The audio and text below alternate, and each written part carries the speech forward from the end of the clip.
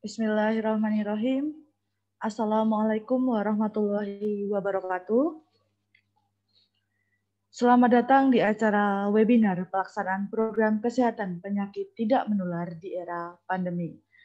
Dan sebelum memulai acara, perkenankanlah saya untuk memperkenalkan diri. Nama saya Leli Tripangesti selaku MC pada kegiatan siang hari ini.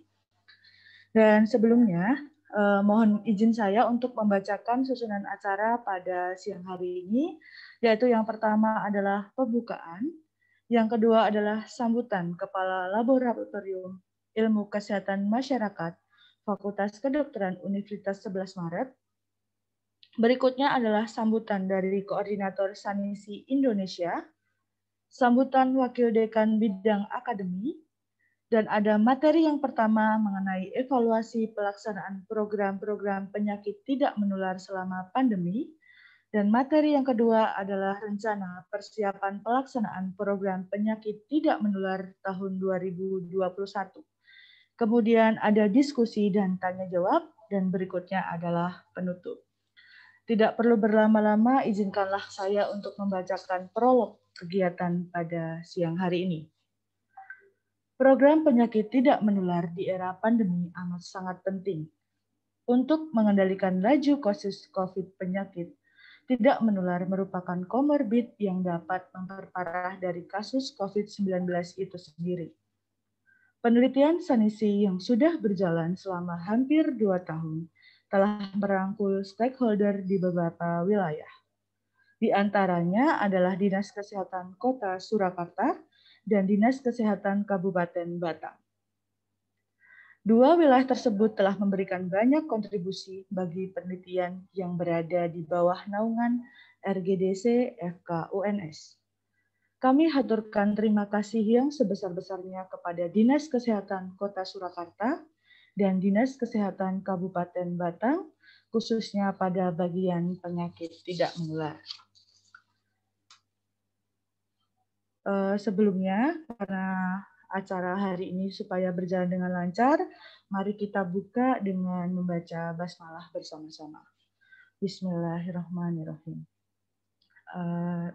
Selanjutnya, langsung saja sambutan dari Kepala Laboratorium Ilmu Kesehatan Masyarakat kepada Bapak Dr. Sumardiono SKM MKes. Waktu dan tempat kami persilahkan. Terima kasih Mbak Leli.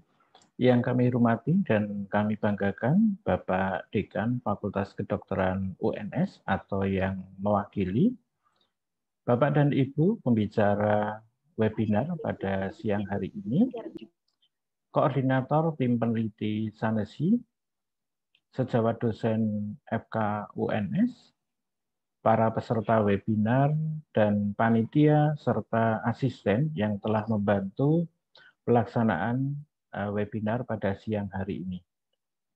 Assalamualaikum warahmatullahi wabarakatuh. Salam sejahtera untuk kita semuanya. Semoga Bapak dan Ibu diberikan lindungan dari Tuhan, diberikan kesehatan, sehingga kita bisa beraktivitas saat ini, termasuk pada masa pandemi ini. Bapak dan Ibu yang berbahagia, kami dari Laboratorium IKM FK UNS mengucapkan banyak terima kasih atas partisipasi Bapak dan Ibu semuanya dalam webinar pada siang hari ini. Sebagai latar belakang dari kegiatan ini adalah keinginan kita bersama untuk mengetahui lebih jelas mengenai dampak kesehatan pada masa pandemi COVID-19 ini. Maka pada hari ini, Jumat 30 April 2021, Kami dari Laboratorium IKM FK UNS mengundang narasumber dari Dinas Kesehatan Jejaring, yaitu Dinas Kesehatan Batang, Jawa Tengah, Bapak Joko Prasetyo SKM MKes, dan juga dari Dinas Kesehatan Surakarta, Jawa Tengah, Ibu Dr. Teni Setioharini MKes dalam webinar yang kami beri judul Pelaksanaan Program Kesehatan Penyakit Tidak Menular di Era Pandemi. Beliau kami mohon untuk mempresentasikan tentang pelaksanaan program kesehatan setelah atau di masa pandemi ini, sekaligus untuk kita bisa memperoleh informasi terkini atau terupdate mengenai program kesehatan dalam usaha meningkatkan derajat kesehatan masyarakat. Pertemuan ini sangat penting untuk kita lakukan bersama, karena dalam usaha meningkatkan derajat kesehatan masyarakat, kita perlu sinergisitas antar instansi dan juga lintas sektor, ya, serta juga lintas program. Ya. Artinya untuk menyelesaikan masalah kesehatan di masa pandemi ini, kita saling mendapatkan informasi terkini. Selain itu, kegiatan ini juga dilakukan untuk meningkatkan sinergisitas dari bidang pendidikan. Kebetulan kami di Laboratorium IKM itu membimbing dokter muda atau koas dari ilmu kesehatan masyarakat, sehingga webinar ini bisa menjadi landasan ataupun acuan sehingga kami bisa bersinergi dengan instansi lain dalam bidang pendidikan, dan juga mungkin bisa dikembangkan pada bidang penyusunan kebijakan program kesehatan, serta sebagai media koordinasi antara Dinas Kesehatan Jejaring dengan Fakultas Kedokteran Universitas 11 Maret. Ya, pada saat ini kami yang melaksanakan dari bagian Laboratorium Ilmu Kesehatan Masyarakat dan Kedokteran Pencegahan Fakultas Kedokteran UNS. Sekali lagi kami mengucapkan terima kasih kepada Bapak Ibu para peserta webinar siang hari ini. Kami mengucapkan selamat berwebinar. Semoga webinar pada siang hari ini dapat bermanfaat untuk kita semuanya untuk menemukan solusi pencegahan penyakit pada era pandemi ini. Saya kira demikian sambutan kami. Terima kasih. Wassalamualaikum warahmatullahi wabarakatuh. Waktu saya kembalikan Mbak Leli. Waalaikumsalam warahmatullahi wabarakatuh. Terima kasih kepada Bapak Dr. Sumardiono SKM MKes telah memberikan sambutannya. Dan berikutnya adalah sambutan atau prakarta dari Koordinator Sanisi Indonesia kepada Profesor Ari Natalia Probandari, MPH PhD. Waktu dan tempat kami persilahkan. Terima kasih. Selamat siang. Assalamualaikum warahmatullahi wabarakatuh. Waalaikumsalam warahmatullahi wabarakatuh. Salam sejahtera untuk kita semua. Om Swastiastu, Namo Buddhaya, salam kebajikan. Yang kami hormati sekali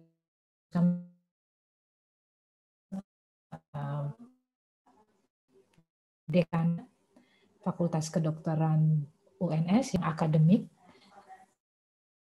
Dr. Paramasari Dirgahayu, PhD, yang kami hormati juga para narasumber dari Dinas Kesehatan Kabupaten Batang dan Dinas Kesehatan Kota Surakarta, yang kami hormati Kepala Laboratorium Ilmu Kesehatan Masyarakat FK UNS, dan juga yang saya banggakan seluruhnya para peserta yang terdiri dari mahasiswa tingkat profesi, S2 Ilmu Kesehatan Masyarakat, dan juga mahasiswa S3 Ilmu Kesehatan Masyarakat, serta para pengajar yang join pada webinar siang hari ini.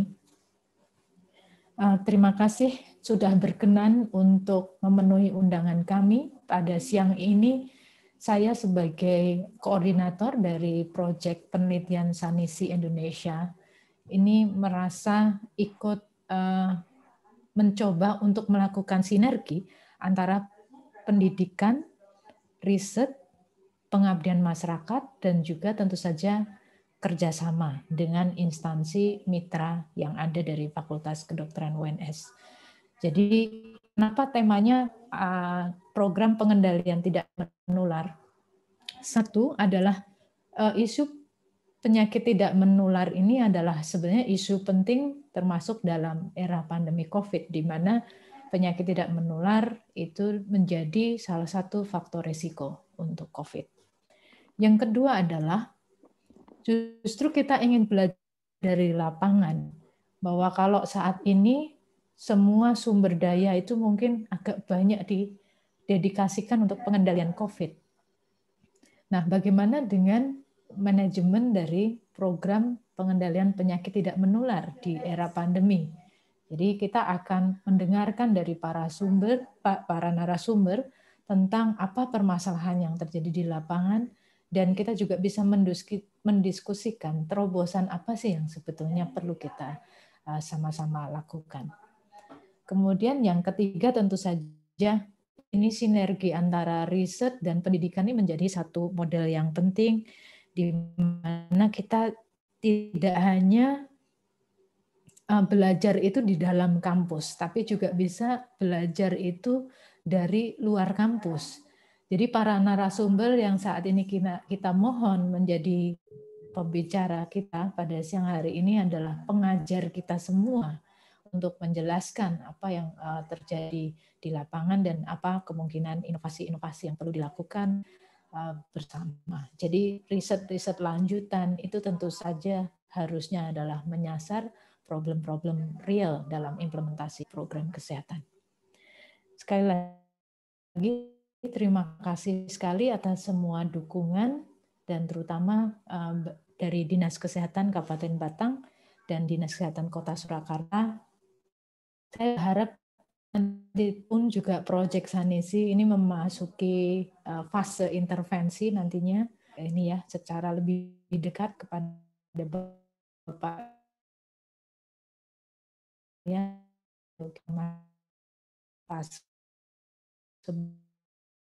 sehingga kita kerjakan di proyek sanisi untuk kami sampaikan dan selamat berbina.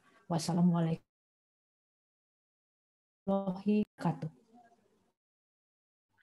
Waalaikumsalam warahmatullahi wabarakatuh. Terima kasih kepada Profesor Ari Natalia Probandari, MPH PhD selaku Koordinator Sanisi Indonesia. Dan berikutnya adalah sambutan dari Dr. Paramasari Dirgahayu PhD selaku Wakil Dekan Bidang Akademi Fakultas Kedokteran Universitas 11 Maret sekaligus untuk membuka acara webinar pada siang hari ini. Monggo waktu dan tempat kami persilahkan. Terima kasih atas kesempatan dan waktunya. Dan pertama-tama kami akan menyapa dahulu kepada yang terhormat narasumber yang hari ini akan memberikan materi, yaitu narasumber dari Dinas Kabupaten Batang, Bapak Dr. Joko Prastyo. Selamat siang, Bapak. Apakah sudah hadir? Selamat siang, Bu. Sudah hadir. Ya. Alhamdulillah. Selamat siang, Bapak. Terima kasih atas kehadirannya. Kemudian kami juga ingin menyapa kepada Dr. Teni ini. Dokter ini alumni kebanggaan kami juga nih. Dr. Teni Setio Harini, MKes. Ibu Dr. Teni, terima kasih atas kehadirannya. Apakah sudah hadir di sini? Sudah. Ya, selamat siang, Dr. Teni. Terima kasih selama ini sudah bersinergi untuk vaksinasi dari segala hal ya dengan Universitas 11 Maret khususnya kepada FKUNS ya. Kemudian kepada kepala bagian dan kepala program studi mungkin kepada para peserta didik dari S3, S2 dan kepada mahasiswa-mahasiswa dan tim dari proyek besar yang terutama ini diketuai oleh Profesor Ari Probandari sebagai Ketua Sunisi Indonesia. Kami aturkan juga salam. Dan kepada semuanya yang belum bisa, kami sampaikan salam satu persatu. Selamat siang. Assalamualaikum warahmatullahi wabarakatuh. Waalaikumsalam. Waalaikumsalam warahmatullahi wabarakatuh. Ya, pertama-tama kita panjatkan puji syukur kehadirat Allah Subhanahu wa taala. Alhamdulillah kita semua diberikan nikmat sehat dan sempat dan kita bisa bergabung di ruang secara maya, Meskipun secara maya, tapi saya merasa sangat bahagia karena teman-teman di sini ada 63 orang, luar biasa acara dari webinar ini. Dalam keadaan sehat walafiat. Kami sampaikan salam dari Bapak Dekan, Profesor Dr. Reviono, yang beliau menyampaikan amanahnya kepada saya, memberikan tugas untuk mewakili, memberikan sambutan sebagai pimpinan fakultas karena beliau ada agenda dengan Dewas yang tidak bisa ditinggalkan gitu. Meskipun demikian, ini tetap merupakan hal yang sangat penting dan beliau juga menyampaikan salam kepada penjenengan semua di sini. Seperti tadi telah disampaikan oleh yang terdahulu, menyampaikan terdahulu Prof. Ari Probandari dan Kepala Bagian Bapak Sumardiono. Di sini dari kami sangat bangga dengan bagian dari IKM. Bagian IKM ini merupakan posting terbesar bagi kami dari Fakultas Kedokteran. Bahkan visi kami itu banyak didukung oleh bagian dari IKM. Terima kasih Pak Sumardiono ya. Public Health telah mendukung visi keunggulan dari FKUNS Kedokteran Komunitas dan proyek GTH serta proyek-proyek yang lain yang telah diraih dengan sangat baik oleh Profesor Ari Probandari. Matur nuwun Prof. Ari. Sunisi ini telah berjalan sejak tahun yang lalu dan sangat banyak sekali mendukung dan dari semua aspek, meliputi semua aspek, bahkan sampai dengan SDM, ya, kemudian real sarana prasarana, kami terima kasih. Ya. Kemudian terkait dengan kegiatan dari Sunisi, di sini fakultas sangat mendukung dan bagaimana proyek ini kemudian ini yang juga merupakan IKU atau indikator kinerja utama bagi rektor dan indikator kinerja utama tentunya bagi fakultas, bahwa suatu institusi pendidikan itu memang harus keluar dan harus bersinergi dan harus memberikan manfaat terutama kepada sekitar. Dan dari proyek Sunisi ini ya, yang telah juga melibatkan dari Karesidenan Surakarta dan sekitarnya dan juga merambah ke Batang misalnya, dan ini kami sangat appreciate gitu. Kami sangat mengharapkan bahwa dari program ini bisa juga dilaksanakan program Tridharma. Apa yang didapatkan dari masalah-masalah yang ada di masyarakat itu dibawa ke institusi pendidikan, yang kemudian institusi pendidikan ini mengadakan penelitian, diriset, dan apa hasilnya itu nanti diberikan kembali kepada pendidikan sebagai buku ajar, sebagai materi pendidikan kepada adik-adik, sehingga semua materi-materi yang didapatkan oleh peserta didik itu menjadi materi-materi yang terkini. Di luar dari output yang mungkin bisa didapatkan publikasi, haki, paten, kemudian manfaat yang sangat real kepada masyarakat sekitar. Jadi demikian. Maka dalam kesempatan ini izinkan di sini kami sekali lagi menyampaikan dukungan dan sambutan kepada webinar yang mengupayakan dengan tema pelaksanaan program kesehatan penyakit tidak menular di era pandemi. Saya sangat mengharapkan, atas nama fakultas mengharapkan bahwa kegiatan ini nanti bisa berjalan dengan baik, dengan lancar, dengan output dan outcome yang jelas, yang tentunya ini nanti akan menjadi bagian dari dasar untuk pelaksanaan kegiatan-kegiatan selanjutnya.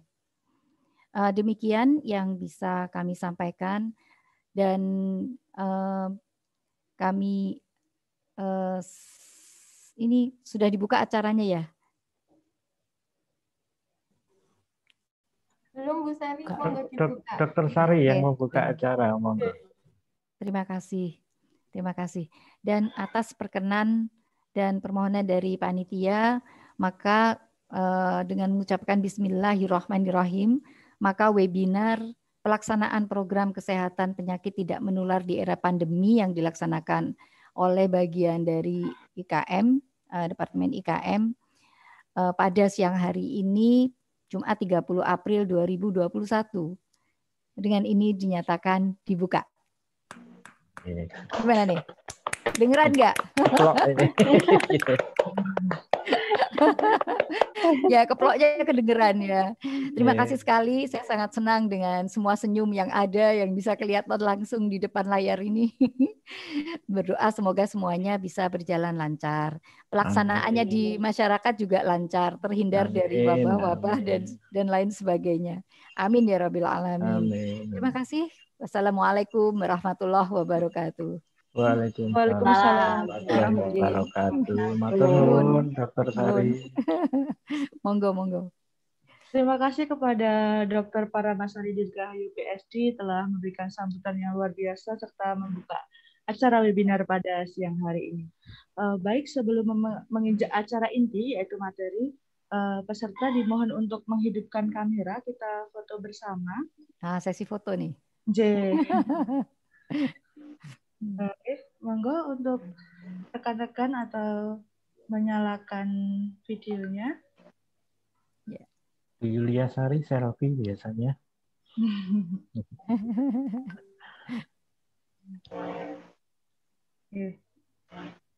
Siap ya? 1, 2, 3. Di sini saya lihat nama-nama hebat ini. Ada mahasiswa-mahasiswa hebat juga nih, ada Latif ada di sini nih. Ya, tahan sebentar. Lanjut. Ya. 1, 2, 3.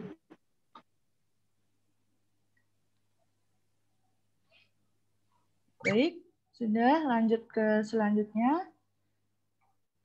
1, 2, 3.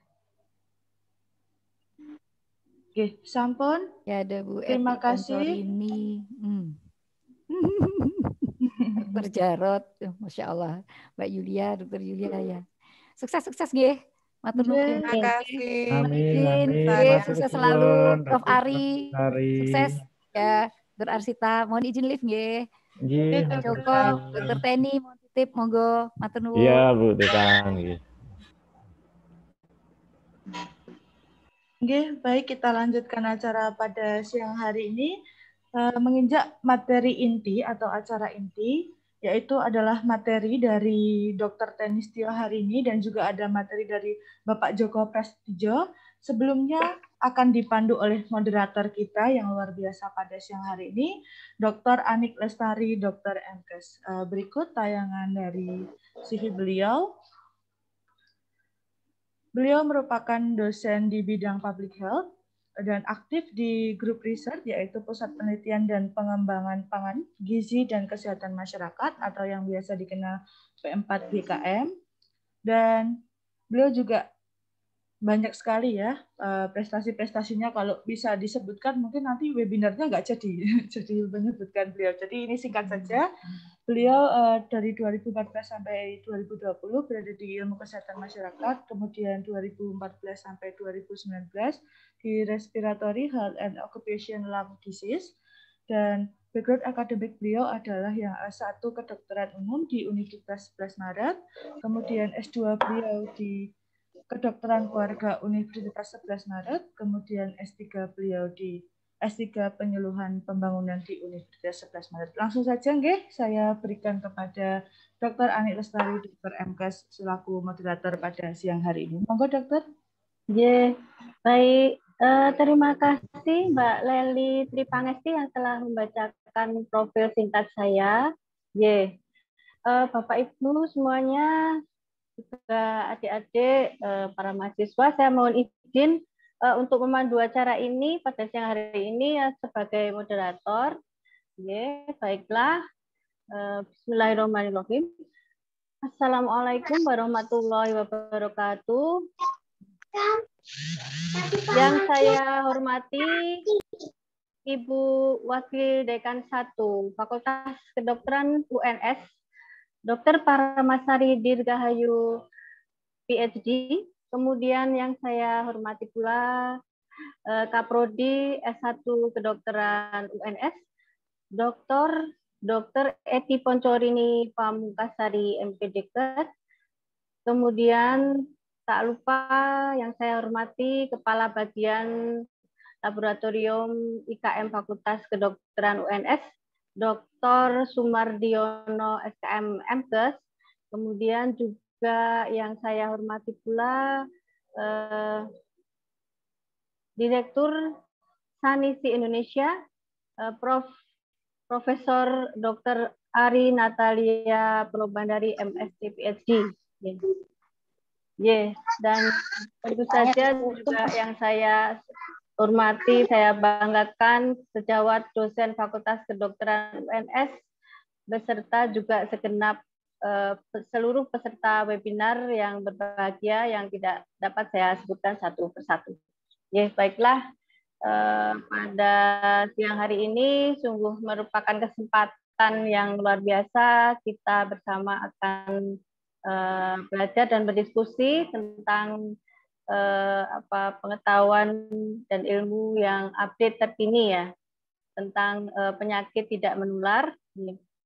Dalam hari ini nanti ada dua narasumber kita, yaitu yang pertama adalah Dr. Teni Setioharini MKes dari Dinas Kesehatan Kota Surakarta. Kemudian narasumber kedua adalah Bapak Joko Prasetyo SKM MKes dari Dinas Kesehatan Kabupaten Batang. Baiklah, untuk menyingkat waktu ini karena sudah ditampilkan juga profil dari Dr. Teni di hadapan Bapak Ibu semuanya. Ya, ini alhamdulillah Dr. Teni ini sebetulnya adalah sahabat saya ini. Alhamdulillah bisa bertemu kembali, reuni ini di sini ya. Ini beliau ini satu angkatan dengan saya waktu dulu belajar di Fakultas Kedokteran UNS. Ya, baiklah saya bacakan singkat profil beliau. Dr. Teni Setioharini MKes lahir di Blora pada tanggal 14 September 1967. Dr. Teni ini S1-nya dari Fakultas Kedokteran UNS, yang kebetulan satu angkatan dengan saya, kemudian S2-nya Magister Kedokteran Keluarga UNS. Saat ini beliau menjabat sebagai Kepala Bidang Pencegahan dan Pengendalian Penyakit pada Dinas Kesehatan Kota Surakarta. Baiklah, pada kesempatan kali ini Dr. Teni akan memaparkan tentang evaluasi pelaksanaan program-program penyakit tidak menular selama pandemi. Untuk menyingkat waktu, langsung saja saya persilakan kepada Dr. Teni untuk memaparkan presentasinya kurang lebih selama 35 menit ya, Dok. Ya.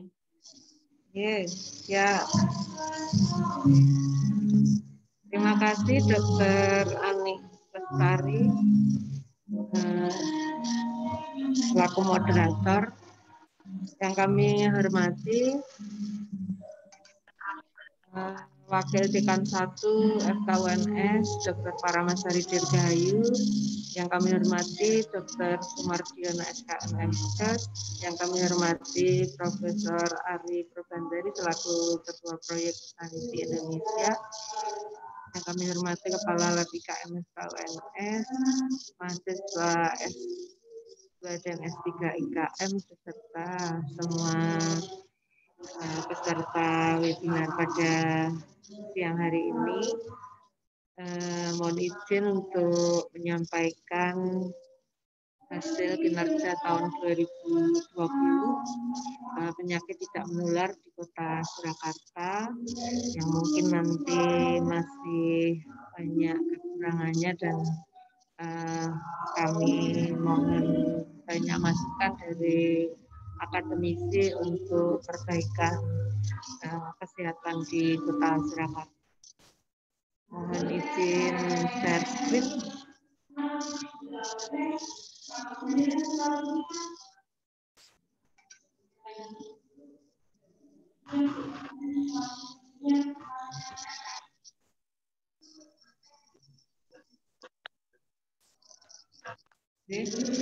Kami sampaikan evaluasi capaian program penyakit tidak menular atau PTM di Kota Surakarta tahun 2020. Kita tahu bahwa program pengendalian PTM di Indonesia itu sejalan dengan rekomendasi global WHO, di mana difokuskan pada 4 penyakit tidak menular yang utama karena banyak menyebabkan kematian, yaitu penyakit kardiovaskuler, DM, kanker, dan BPOK. Pencegahan dan pengendalian PTM yang lainnya yang harus juga kita kuatkan adalah penyakit yang menyebabkan penurunan kualitas hidup manusia, yaitu gangguan pendengaran, gangguan penglihatan, disabilitas, dan gangguan tiroid, serta penyakit yang menyebabkan beban biaya kesehatan tinggi seperti lupus, talasemi, osteoporosis, dan psoriasis karena bersifat kronis. Di mana fokus pencegahan dan pengendalian PTM itu kita upayakan agar dapat menjaga masyarakat tetap sehat dan terhindar dari faktor perilaku yang berisiko yang bisa menyebabkan PTM. Kemudian mampu mengidentifikasi dan memodifikasi perilaku berisikonya agar tidak menjadi onset PTM. Serta menemukan secara dini kasus-kasus yang berpotensi penyakit tidak menular agar dapat dirujuk ke SKTP dan ditangani sesuai standar.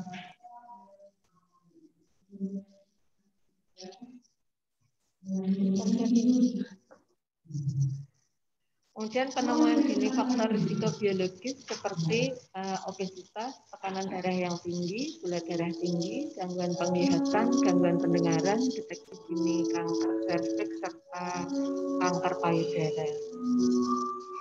Jika dilihat dari standar kinerja sesuai SDM bidang kesehatan untuk di kabupaten kota ada 12, di mana 4 diantaranya adalah penyakit tidak menular, yaitu pelayanan kesehatan penderita hipertensi, pelayanan kesehatan penderita DM, dan pelayanan kesehatan orang dengan gangguan jiwa berat.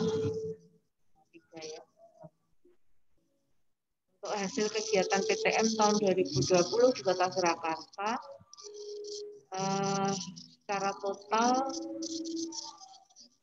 persentase hipertensi baru 15,97%. Angka ini diperoleh dari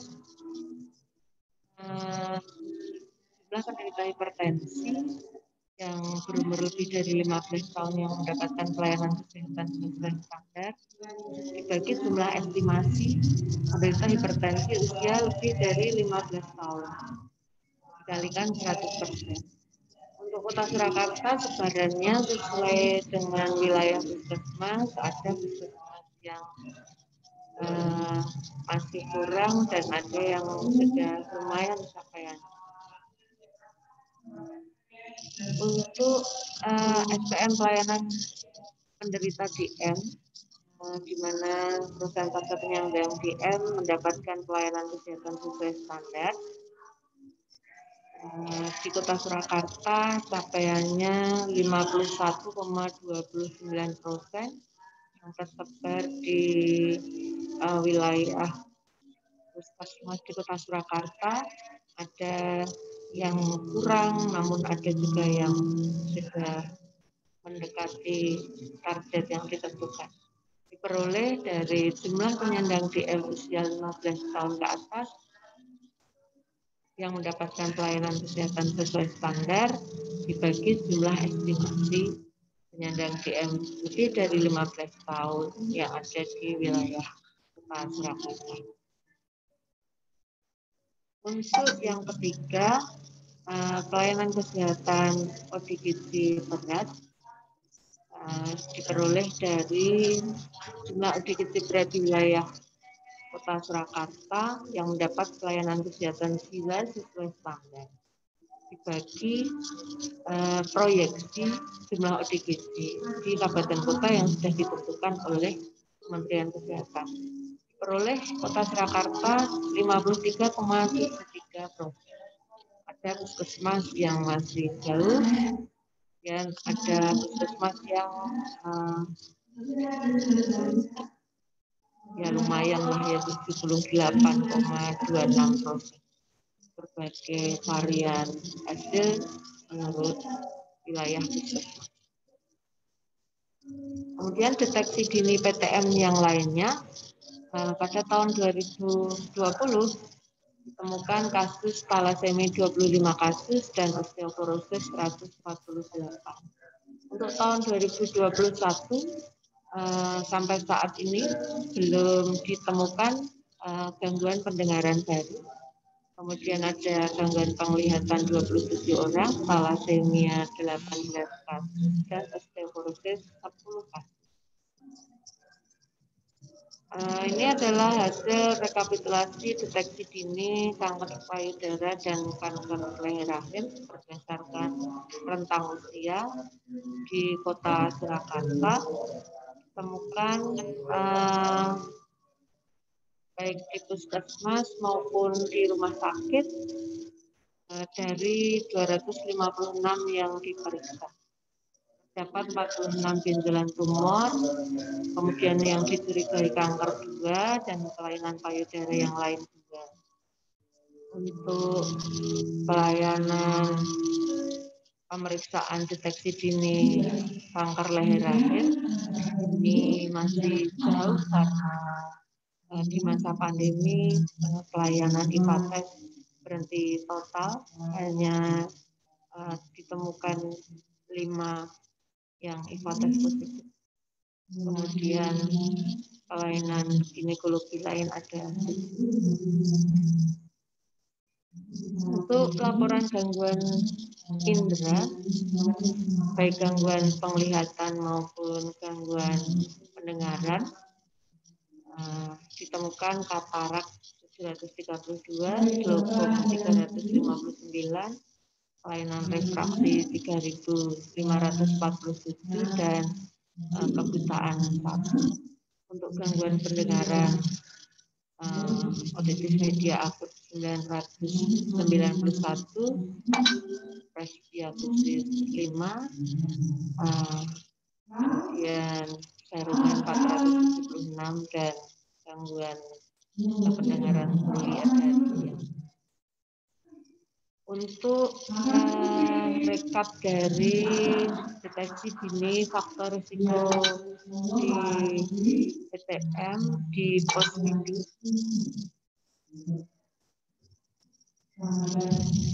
selama tahun 2020 jumlah yang hadir di Pospindu PTM ada 326.445 orang. Ditemukan berbagai faktor risiko, pemeriksaan gula darah, kolesterol, gangguan penglihatan, gangguan pendengaran. Kemudian berdasarkan usia dan riwayat PTM, untuk yang faktor risiko ini laporan dari puskesmas belum bisa masuk. Kemudian pengukuran tekanan darah sudah dilakukan. Untuk obesitas tidak dilaporkan. Kemudian capaian kegiatan triwulan 1 di tahun 2021 untuk penderita hipertensi yang mendapatkan pelayanan sesuai standar baru 5%. Kemudian untuk pelayanan penderita DM sesuai standar 28%, dan aktivis berat mendapatkan pelayanan kesehatan sesuai standar 26,8%. Permasalahannya adalah capaiannya yang belum mencapai target 100% karena ini adalah SPM. Analisanya karena situasi pandemi COVID-19 sehingga terjadi pembatasan pelayanan di puskesmas maupun pasienkes lain, baik pembatasan waktu maupun jumlah pelayanan per hari. Kemudian belum semua vaskes melaporkan dengan sistem yang ada, baik melalui SINPUS maupun SINRS pada semua penyakit, baik penyakit menular maupun tidak menular. Kemudian belum maksimalnya kerjasama antara puskesmas dan pasienkes wilayah dalam sistem pelaporan serta pemanfaatan data dari sistem. Kemudian rencana persiapan program PTM di tingkat dinas tahun 2021, kami berencana melakukan monitoring dan evaluasi kegiatan COVID PTM, kemudian sosialisasi deteksi dini faktor risiko PTM untuk usia 19 sampai 59 tahun. Kemudian melakukan supervisi program PTM dan kesehatan jiwa, pembinaan posyandu tempat warga karena pada masa pandemi semua posyandu OPD itu juga mengalami pengisian kegiatan. Kemudian surveillance PTM puskesmas dan rumah sakit untuk mendapatkan data PTM yang dilayani dan mengoptimalkan sistem pelaporan surveillance penyakit dengan sistem yang penyakit dan deteksi PTM serta peningkatan kerjasama dengan sektor terkait untuk kegiatan PTM. Di tingkat puskesmas, kegiatan yang dilakukan dalam rangka peningkatan capaian SDM adalah mengaktifkan penemuan penderita baru PTM,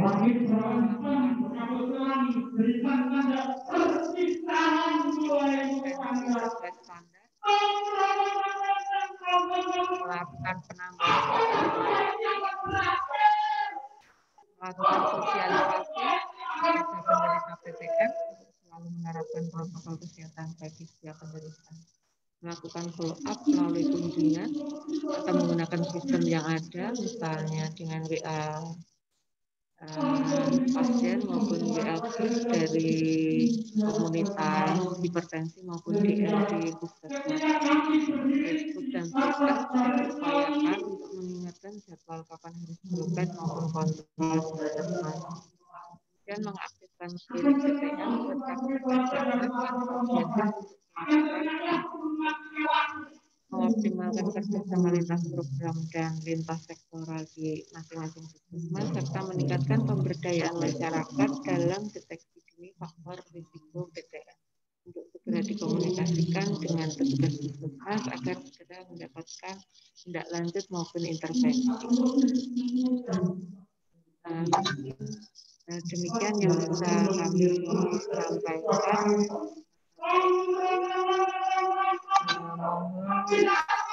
Masukan untuk program kesehatan PTM di Kota Surakarta dan lebih baik karena memang pada masa pandemi ini semua kegiatan pelayanan di vaskes juga mengalami pembatasan. Mungkin demikian Bapak Ibu yang bisa kami sampaikan.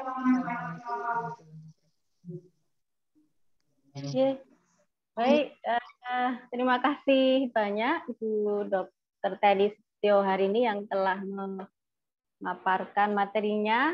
Tadi Ibu Dr. Teddy telah memaparkan capaian pelaksanaan program-program penyakit tidak menular ya selama pandemi di Kota Surakarta untuk tahun 2020, dilanjutkan dengan pemaparan hal serupa untuk triwulan pertama di tahun 2021.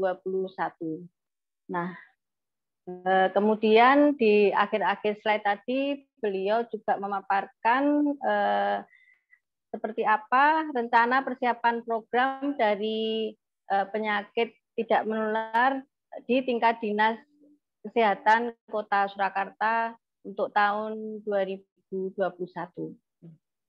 Ya, baiklah, mungkin saya bisa mengingatkan bagi Bapak Ibu dan para mahasiswa yang mengikuti webinar ini, sekiranya ingin menyampaikan pertanyaan bisa ditulis dalam chat room ataupun nanti bisa bertanya langsung dengan raise hand. Nah, sekarang sudah kita ikuti untuk pemaparan dari narasumber pertama.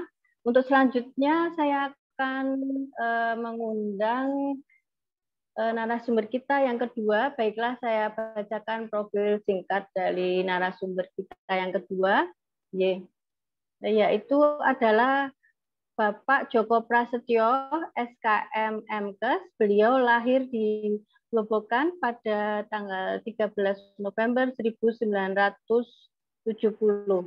Kemudian alamat beliau adalah di Kerajaan RT 1 RW 1 Sigayam Wonotunggal Batang, Jawa Tengah. Kemudian jabatan beliau saat ini adalah Kasubdin P2 PTM Dinas Kesehatan Kabupaten Batang. Nah, pada kesempatan kali ini beliau akan membawakan atau memaparkan tentang rencana persiapan pelaksanaan program penyakit tidak menular tahun 2021 di Kabupaten Batang. Baiklah, kami persilakan pada Bapak Joko. Monggo, Bapak. Ya, terima kasih Ibu. Assalamualaikum warahmatullahi wabarakatuh. Selamat siang dan salam sejahtera. Apakah suara saya dapat kedengaran, Ibu, Bapak sekalian? Terdengar jelas, Bapak. Jelas, Pak. Oke, terima kasih. Kita lanjutkan. Langsung kita scan dulu.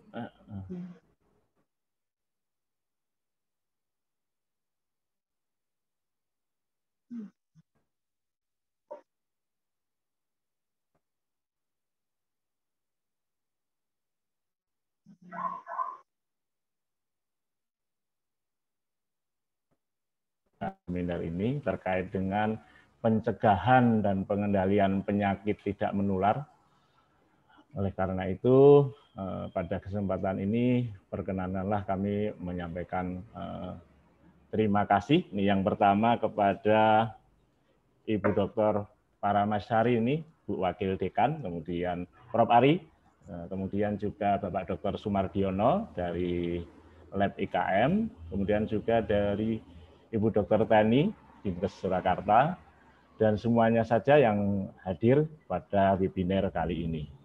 Kita akan menyampaikan terkait dengan pelaksanaan program pencegahan dan pengendalian penyakit tidak menular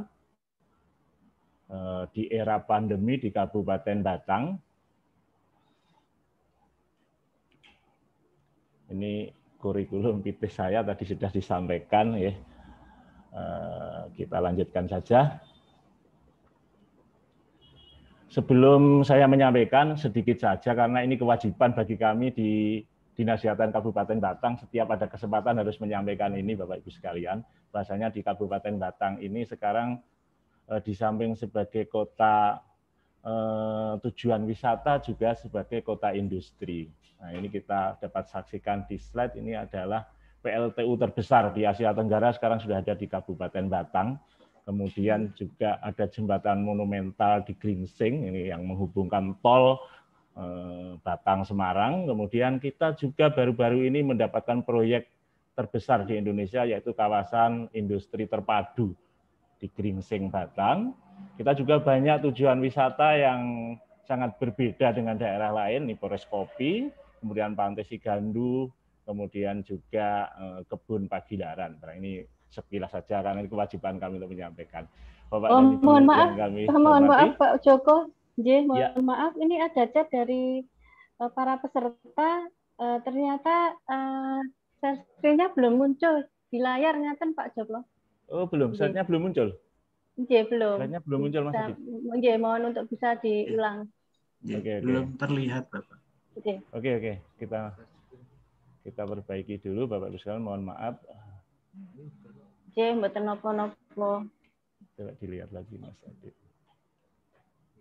Terus masuk dari dalam enggak Mas Adit?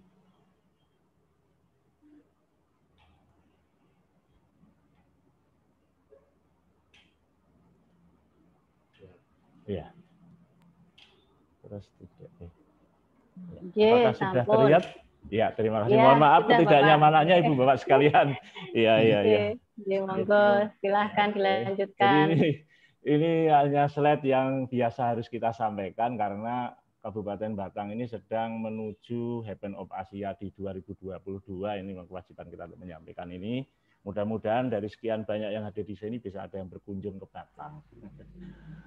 Bapak Ibu yang kami hormati, sebagai gambaran umum, ini Kabupaten Batang ini luasnya 789 km persegi. Kemudian jumlah penduduk kita adalah 156.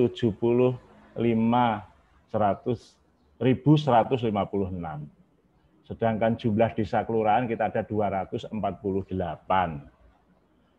Ini adalah sarana kesehatan pendukung kita. Rumah sakit ada 3, puskesmas rawat jalan ada 17, puskesmas rawat inap ada 4, puskesmas pembantu ada 43, puskesmas keliling ada 29, apotek 66, posbindu PTM ada 228, posyandu dan posyandu lansia ada 1.227. Kemudian para tenaga kesehatan yang berada di Kabupaten Batang, dokter spesialis 40, dokter umum 80, dokter gigi 13, perawat ada 760, ada bidan ada 608, tenaga sarjana kesehatan masyarakat ada 33, kemudian sanitasi 34, ahli gizi ada 56, dan kefarmasian ada 99 orang. Ini Bapak dan Ibu sekalian, sebelum kita memasuki ke rencana persiapan pelaksanaan program PTM di tahun 2021, ini akan kita bedakan di 2 subpokok bahasan. Yang pertama, sebelum kita masuk ke rencana, tentunya kita harus memiliki data-data hasil evaluasi di tahun sebelumnya sebagai upaya untuk membuat perencanaan yang baik. Jadi kita akan mulai dari evaluasi di 2 tahun terakhir. Ibu dan Bapak yang kami hormati, kita ingatkan kembali bahwa faktor risiko utama PTM seperti penggunaan tembakau, kebiasaan diet yang tidak sehat, kurang aktivitas fisik, konsumsi alkohol, ini adalah beberapa faktor risiko utama pada PTM yang sebenarnya bisa kita kita eliminasi sebelum menjadi penyakit yang berada di sebelah kanan ini, yaitu kardiovaskuler, kanker, diabetes, PPOK, osteoporosis, penyakit gigi dan mulut, gangguan mental, dan juga cedera. Kita ingatkan juga kembali, ini review juga bahwa surveillance ini adalah suatu hal yang sangat penting di dalam dunia kesehatan. Terutama apa? Terutama dalam kegiatan penyakit tidak menular. Kalau dulu ini memang surveillance ini monopoli miliknya penyakit menular, tetapi sekarang ini adalah kita juga sudah mengembangkan surveillance penyakit tidak menular. Di sini kita fokus pada deteksi dini faktor risiko. Di situ strateginya kita gunakan posbindu PTM dengan dukungan promosi kesehatan dan juga tentunya dukungan dari pihak kuratif rehabilitatif manakala ada kasus-kasus rujukan sebagai hasil dari deteksi dini. Ini semua Bapak Ibu dan sekalian, ini akan menjadikan siklus kegiatan yang berkesinambungan. Tugas kita di PTM, teman-teman kita, para programmer PTM yang ada di puskesmas, ini mereka memiliki rekan kerja yang luar biasa, yaitu para kader kesehatan yang fungsinya sangat-sangat besar. Karena mereka lah yang bisa menggerakkan masyarakat untuk melakukan deteksi dini terhadap faktor risiko penyakit yang disandang oleh mereka. Ini hanya sekedar review saja sebelum kita memasuki ke evaluasi data. kita hanya fokus 5 program unggulan PTM, yaitu di tahun 2020. Ini adalah kita akan lihat bersama nanti capaian pelayanan usia produktif, kemudian capaian pelayanan penderita hipertensi, capaian pelayanan penderita diabetes, kemudian capaian pelayanan penderita ODGJ, dan yang kelima adalah capaian pemeriksaan kanker leher rahim dengan metode IVA. Ibu dan Bapak sekalian, 4 dari yang pertama ini adalah merupakan 4 dari 12 indikator standar pelayanan minimal di bidang kesehatan yang merupakan kewajiban, sekali lagi merupakan kewajiban bagi kabupaten kota untuk memberikan layanan yang terbaiknya kepada masyarakat. Oleh karena itu merupakan program-program yang perlu mendapat perhatian. Di samping yang nomor 5 yaitu kanker leher rahim, karena semakin hari semakin banyak kasusnya, dan ini adalah merupakan salah satu penyebab kematian terbesar, sehingga deteksi dininya dengan metode IPA ini sangat kita galakkan. Bahwa Kementerian Kesehatan melalui Direktorat P2 PTM ini sudah melakukan beberapa langkah-langkah untuk memberikan pelayanan terhadap masyarakat terkait dengan pemeriksaan, baik itu kanker leher rahim maupun kanker payudara. Ini adalah data kita di tahun 2019 dan tahun 2020. Yang merah ini adalah 19, yang hitam ini 20. Jadi ada penurunan Bapak Ibu sekalian terkait dengan capaian kita di tahun 2019 dan 2020. Untuk capaian pelayanan kesehatan usia produktif.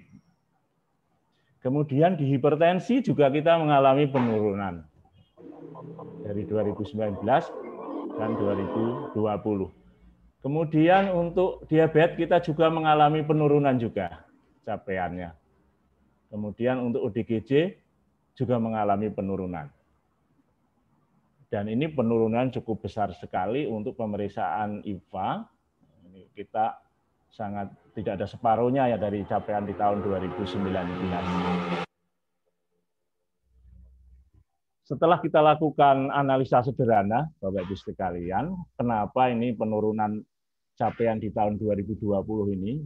Tentu saja seperti yang kita maklumi bersama, bahwasanya kita di 2020 mulai bulan Maret ini memasuki masa pandemi, yaitu COVID-19, yang mana terjadi pembatasan terhadap kegiatan tatap muka. Termasuk kegiatan yang kita lakukan, baik itu di Posbindu maupun di Pandu PTM. Kemudian juga terjadi penurunan terhadap kunjungan penyandang PTM di fasilitas kesehatan. Kemudian yang harus kita perhatikan juga adanya pengalihan anggaran yang mencapai 50% dana APBD untuk mendukung penanggulangan COVID-19. Kemudian beralihlah prioritas program untuk sekali lagi penanggulangan COVID-19, baik tenaga kesehatannya, sarananya, mobilitasnya, jadwal kegiatannya, semuanya fokus di dalam rangka untuk penanggulangan pandemi COVID-19. Ini semua Bapak Ibu sekalian, barangkali yang merupakan bagian dari penurunan capaian kita terhadap pencegahan dan pengendalian penyakit tidak menular di tahun 2020.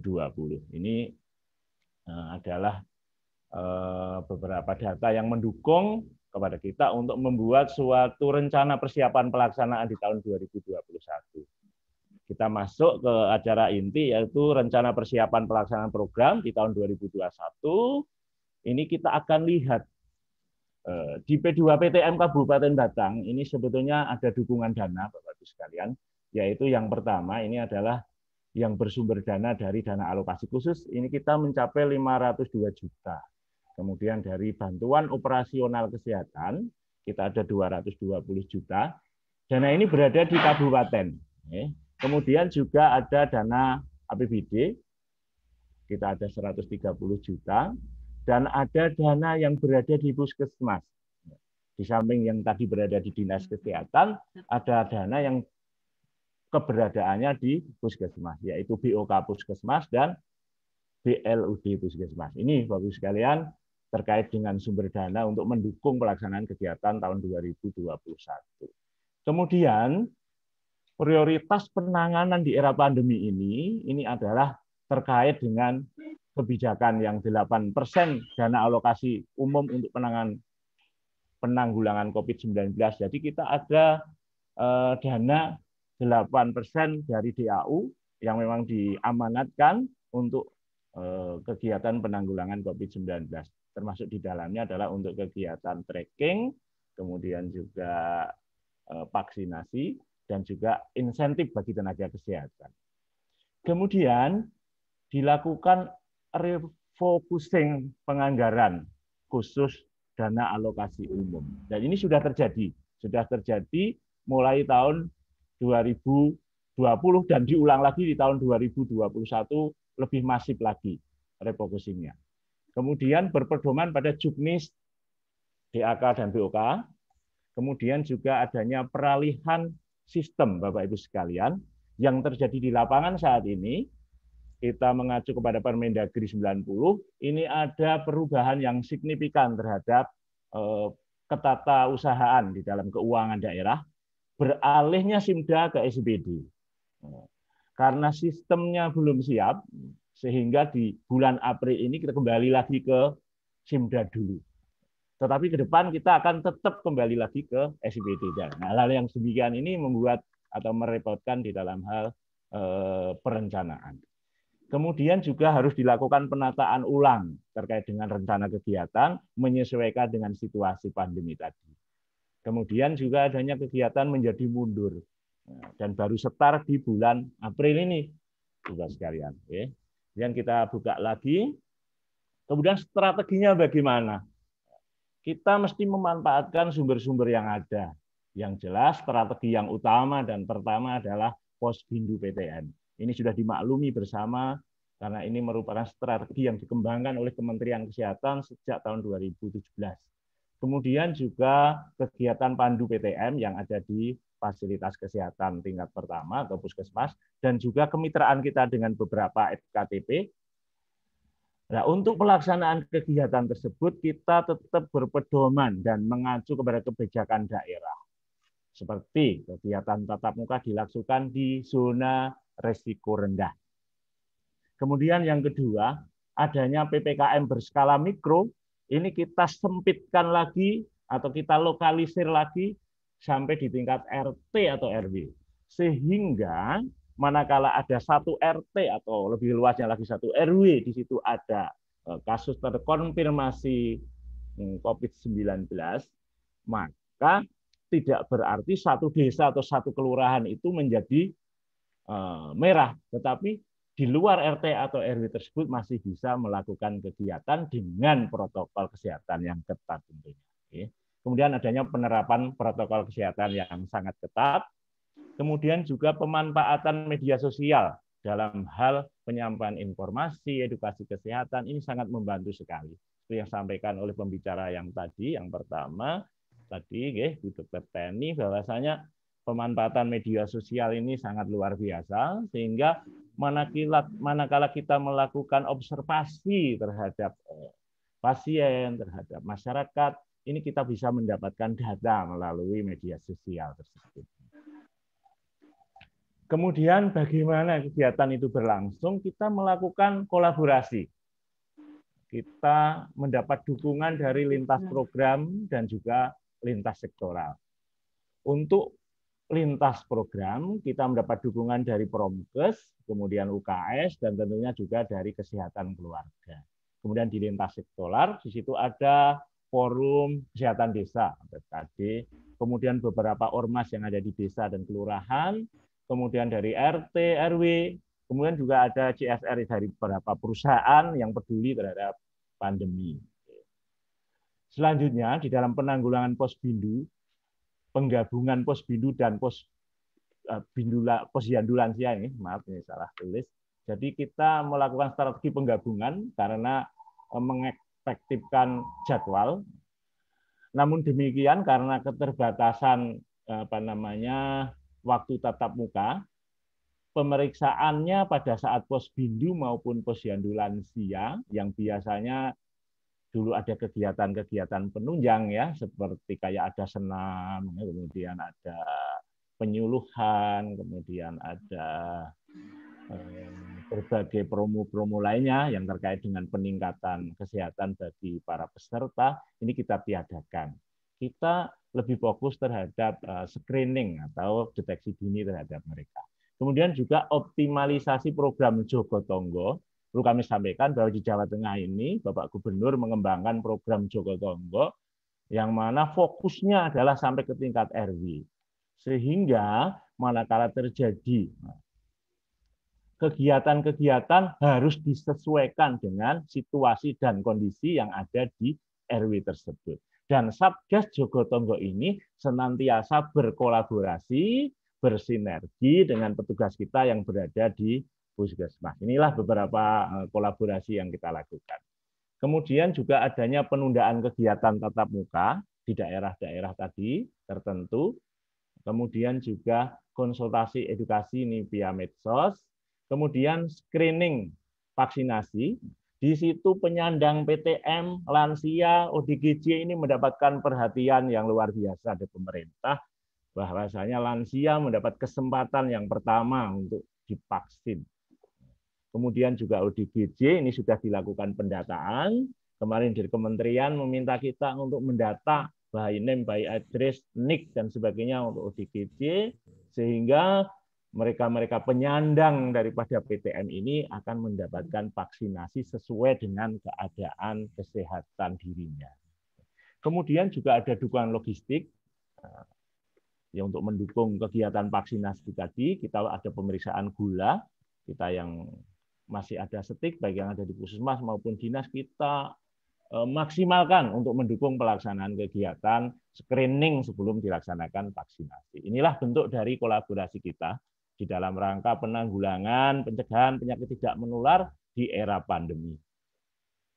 Kemudian Bapak dan Ibu yang kami hormati, di tahun 2021 di Kabupaten Batang, kita memiliki rencana kegiatan sebagai berikut. Ada dua, ini kita bedakan. Ini adalah yang berada di dinas, ini ada pertemuan koordinasi petugas 2 kali. Ini adalah tatap muka. Kemudian ada pertemuan peningkatan kapasitas petugas 7 kali. Ini kita lakukan secara virtual. Kemudian sosialisasi sasaran masyarakat, ini 7 kali, ini tatap muka. Kemudian sosialisasi sasaran untuk sekolah, ini juga tatap muka. Dan ini tentunya nanti menyesuaikan sekolah-sekolah yang sudah bisa tatap muka. Manakala ini belum bisa, nanti akan kita lakukan secara virtual. Kemudian kita juga lakukan lonceng Posbindu untuk 7 kali. Kemudian juga kita melakukan workshop sistem informasi PTM, ini 1 kali. Ini virtual dan tatap muka. Kemudian kita juga melakukan belanja Posbindu Kit sebanyak 74 paket dan regen untuk mendukung pelaksanaan kegiatan Posbindu sebanyak 22 paket. Ini semua adalah kegiatan yang dibiayai baik oleh DAK, kemudian BOK, dan juga dari dana alokasi umum yang masuk ke APBD yang berada di Dinas Kesehatan. Kemudian di samping itu juga ada yang berada di puskesmas, karena sekarang puskesmas di Kabupaten Batang seluruhnya sudah BLUG, maka mereka menggunakan RBA, yaitu yang pertama pemutakhiran data di awal tahun, kemudian pendampingan Posbindu PTM, kemudian juga pelaksanaan pandu PTM di puskesmas. Mereka juga menganggarkan untuk kegiatan pelatihan kader Posbindu, penyuluhan kelompok, konseling, UBM, NAPSA, kemudian juga pencatatan dan pelaporan dengan sistem informasi yang sudah terbangun di PTM, yaitu SIPTM. Namun demikian, Bapak Ibu sekalian, semua kegiatan ini yang sudah kita rencanakan, ini karena kita melihat trennya di awal tahun atau di akhir tahun 2020 adalah semakin menurun.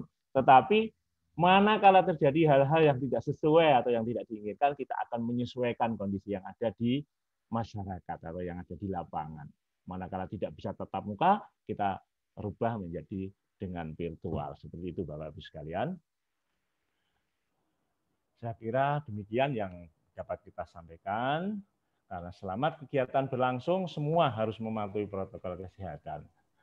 Mudah-mudahan apa yang dapat kita sampaikan dari Kabupaten Batang ini, terutama terkait dengan rencana persiapan pelaksanaan program PTM di tahun 2021 ini bisa berjalan dengan baik, dan tren dari COVID-19 semakin menurun, bahkan habis setelah sebagian besar masyarakat nanti tervaksin, sehingga kita bisa kembali meningkatkan cakupan layanan kepada masyarakat, dan kita bisa memberikan pelayanan kesehatan yang terbaik kepada masyarakat kita. Dan derajat kesehatan seperti yang disampaikan di awal tadi dapat kita tingkatkan.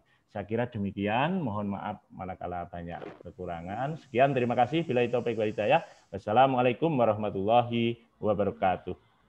Waalaikumsalam warahmatullahi wabarakatuh. Ya. Baik, terima kasih saya ucapkan kepada narasumber kita, Dr. Teni dan juga Bapak Joko Prasetyo yang telah memaparkan materinya dengan begitu baik, tepat waktu, dan dengan penuh semangat. Ya, ternyata dari data yang ada, capaian program pencegahan dan pengendalian penyakit menular di tingkat dinas kesehatan, baik di Kota Surakarta maupun di Kabupaten Batang, mengalami penurunan capaian yang cukup signifikan dikarenakan sebagian besar sumber daya digunakan untuk penanggulangan pandemi COVID-19 ya. Namun demikian tetap tidak patah semangat untuk mengatasi penurunan capaian tersebut, maka dari masing-masing dinas kesehatan telah menyusun perencanaan dan strategi untuk dapat meningkatkan kembali capaian program penyakit tidak menular, baik melalui lintas program dan maupun lintas sektoral. Demikian para hadirin peserta webinar, sedikit apa yang dapat saya simpulkan. Nah, sekarang kita tiba saatnya pada sesi diskusi. Dan ini saya sudah melihat adanya beberapa pertanyaan yang bagus dari para hadirin. Baiklah, saya bacakan. Ini saya mohon izin untuk off cam, mohon izin off cam dulu. Baiklah, ini pertanyaan pertama ini dari Bapak Erindra. Oh ya, dari Bapak Erindra ini, beliau dosen di bagian pidanan ini. Wah, ini pertanyaannya banyak sekali. Iya, Bapak Erindra, pertanyaannya cukup banyak. Ya, beliau juga saat ini menjadi mahasiswa S3 IKM. Ya, ini pertanyaan ada 3 poin. Ya, ini mungkin nanti bisa dijawab baik oleh Dr. Teni maupun oleh Bapak Joko Prasetyo, Pak Dr. Joko Prasetyo. Yang pertama, kartu menuju bugar tidak ada di posyandu lansia atau pospindu. Apakah ada gangguan distribusi ataukah memang sudah tidak digunakan? Kemudian pertanyaan kedua, sebelum pandemi, senam menjadi salah satu upaya meningkatkan aktivitas fisik. Namun di berbagai posyandu menerapkan senam yang berbeda-beda sesuai keinginan instruktur. Apakah ada senam yang standar yang diproduksi dari Kemenkes? Kemudian pertanyaan ketiga, bagaimana strategi pengendalian PTM di masa pandemi ini di Surakarta? Semoga saya persilakan untuk menanggapi pertanyaan dari Bapak Erindra. Yang pertama kepada Dr. Teni Setio hari ini terlebih dahulu. Monggo Dr. Teni, silakan. Terima kasih Bapak Erindra atas pertanyaan yang disampaikan. Yang pertama, untuk kartu menuju bugar tidak ada di posyandu lansia atau pospindu. Apakah ada gangguan distribusi atau memang tidak digunakan? Kalau untuk di Kota Surakarta, memang kartu menuju bugar tidak diberikan ke pos lansia maupun pospindu. Biasanya kartu menuju bugar itu kami berikan kepada calon jamaah haji pada waktu tes kebugaran maupun tes kebugaran yang dilakukan pada OPD dan itu waktu itu bukan di Posbindu OPD demikian, tetapi justru malah ke semua ASN di Kota Surakarta kami berikan. Nah, selanjutnya harapannya dengan kartu menuju bugar tersebut setiap orang mengevaluasi bagaimanakah tingkat kebugaran dari masing-masing individu dilakukan berdasarkan petunjuk di dalam kartu tersebut. Kemudian sebelum pandemi, senam menjadi salah satu upaya meningkatkan aktivitas fisik, namun di berbagai posyandu menerapkan senam yang berbeda-beda sesuai keinginan instruktur. Apakah ada senam yang standar seperti Kemenkes? Senam khusus lansia memang ada, kami sudah pelatihan, tetapi karena terbatasnya jumlah instruktur dan mengurangi kejenuhan saja, saya rasa instruktur juga memberikan bentuk gerakan yang berbeda. Namun esensinya adalah memberikan gerakan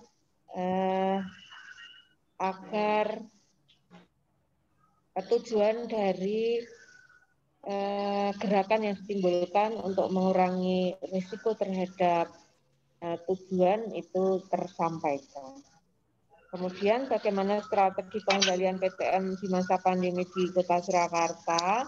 Tadi sudah kami sampaikan karena adanya pandemi, terus terang banyak layanan yang tutup, ataupun mengurangi kapasitasnya, baik mengurangi kapasitas SDM maupun jam pelayanannya, jumlah pasien yang diterima, tetapi karena kita harus selalu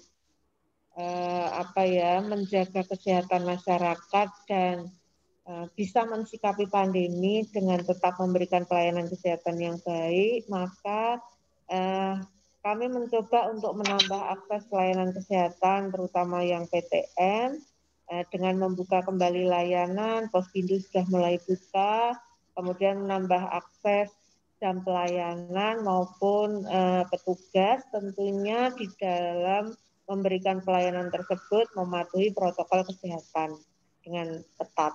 Demikian.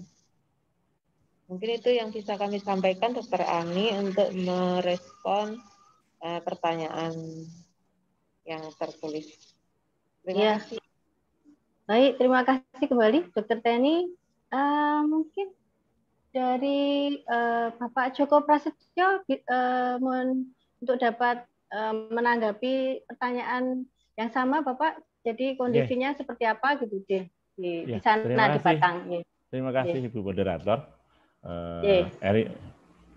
Untuk kartu menuju bugar itu betul disampaikan dari Surakarta tadi, memang biasanya digunakan untuk jemaah haji, kemudian digunakan juga untuk para pejabat struktural. Biasanya ketika mau tes kebugaran itu kita berikan itu pada saat rockpot, biasanya kita ukur kemampuan jasmaninya pada saat itu. Kemudian untuk Posbindu sendiri ini sebetulnya ada kartunya tersendiri, yaitu kartu faktor risiko. Nah, itu sudah dikembangkan oleh Kementerian Kesehatan dan sudah diperbanyak, diadop oleh berbagai daerah, termasuk Kabupaten Batang. Ini setiap tahun selalu ada pengadaan kartu faktor risiko.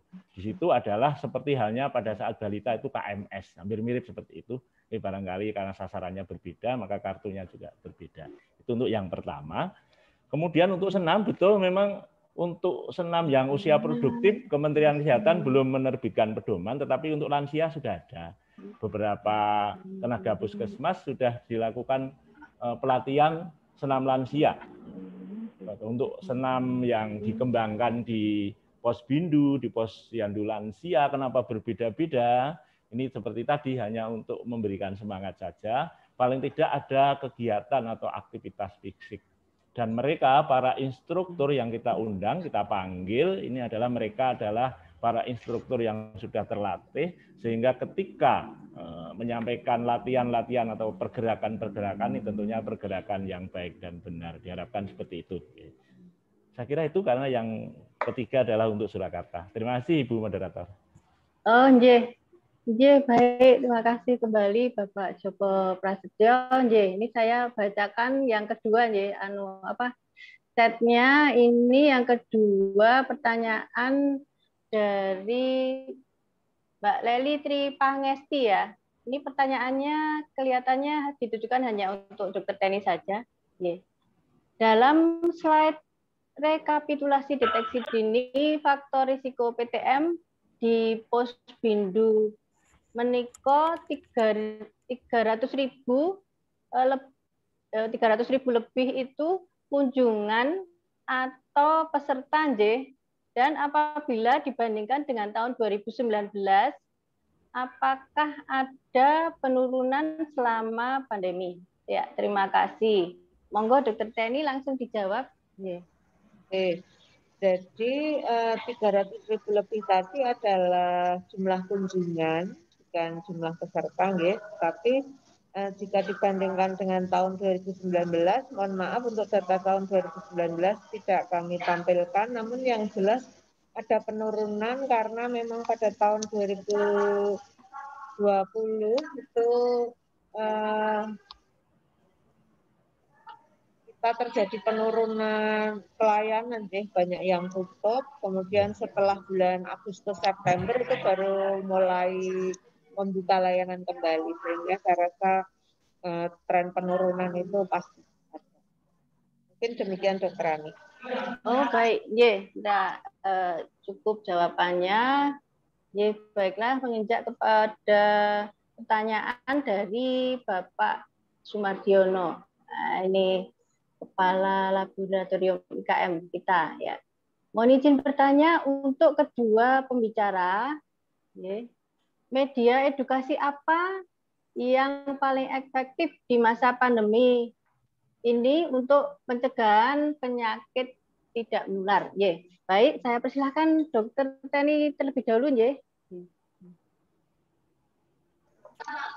Saya rasa untuk masa pandemi yang paling efektif adalah melalui media sosial, baik itu WhatsApp, Facebook maupun Twitter, terutama WhatsApp yang bersifat grup itu sangat membantu sekali di dalam memberikan edukasi, terutama untuk banyak orang sekaligus.